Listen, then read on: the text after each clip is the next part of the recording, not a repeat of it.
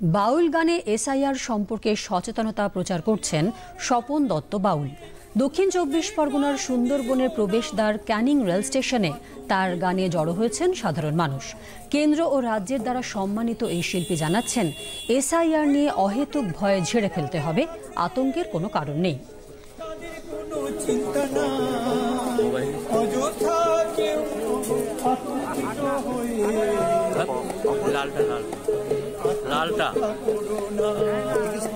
আমি আজকে করছি এসআইআর নিয়ে যে মানুষ সবাই সচেতন নয়, এসআইআর কথাটার ফুল ফর্ম জানে না, এসআইআর বাংলা মানে জানে না, সেইটা বোঝাতে এসেছি।